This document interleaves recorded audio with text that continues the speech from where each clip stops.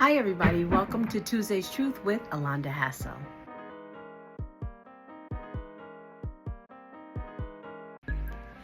So this past week, we're nearing the end of the school year, and I have both 7th and 8th grade students, and my 8th graders are starting to get very antsy, very unsettled. I know there are a lot of things that are about to happen. That's both exciting and daunting. And the other day I was teaching a 7th grade class, and I had a student just walk in my room while I was teaching. She came from behind, she gave me a little hug, and I said, "Oh my gosh, thank you so much. Thank you for that hug. Like, are you okay?" Because as she pulled away, she just seemed down. And when I asked her, was she okay, she kind of sniffled a little bit, and she's like, "I'm fine," and walked out. So when I saw her later that day, I was in the hallway with her, chatting with her, and she just couldn't get the words out, like what was bothering her, what was going on to make her emotional. And I said, "Do me a favor, just jot it down, write it down on a piece of paper, and we'll talk about it." And she did. And on her little post-it note, she said, "I am stressed out. I don't know if I'm going to do well on my Regents exam. I don't know if I'm going to, do well with all of the end of the year projects." And she's going to a new school next year, and just all of those things. And it made me, I shared with my coworkers, and I decided, when we get back to school, I'm going to do a restorative circle. And a restorative circle, we just kind of get in a circle in the room and we talk.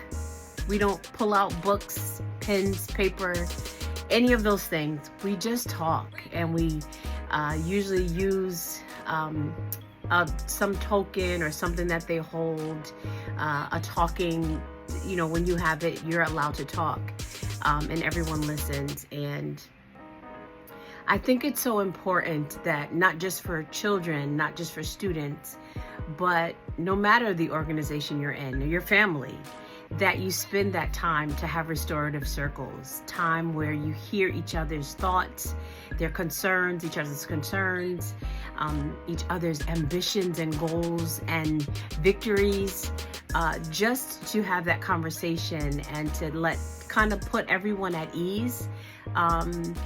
And also, so that behaviors make sense.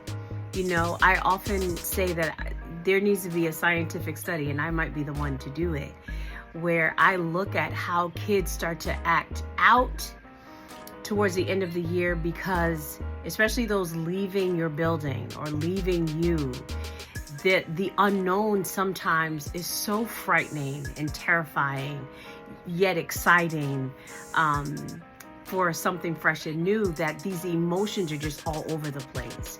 And having a restorative circle, a place where they can really just kind of take their time and talk and breathe and hear other people, their opinions or their thoughts, and realize that they're all the same.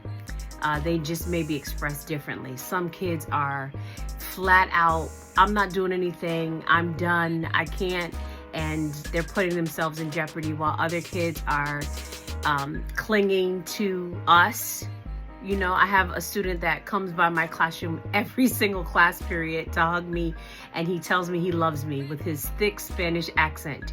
And I have to remind him every time he says it that I love him too. But that is his way of saying something new is on the horizon. And while I am excited, and while I feel like I'm growing up, I am petrified. And I think it's just important as adults, not just when we're talking to children, but when we're talking to adults, that sometimes people don't have the words to say what they're feeling, but their actions are very loud. And so we've got to be sensitive enough and patient enough and slow down enough to let people really have this space where they feel comfortable and trying to share what they're feeling. And it feels good, not only when you can let someone else do that, but it feels good when you have that space. So let's be a little more gentler. Let's be a little more patient and kind. Let's listen to one another. And let's have those restorative circles with our family, with our friends, with our coworkers, with children that you may work with, so that everyone can share their feelings and know that we're not weird. We all have the same kind of feelings. We just sort of express them differently.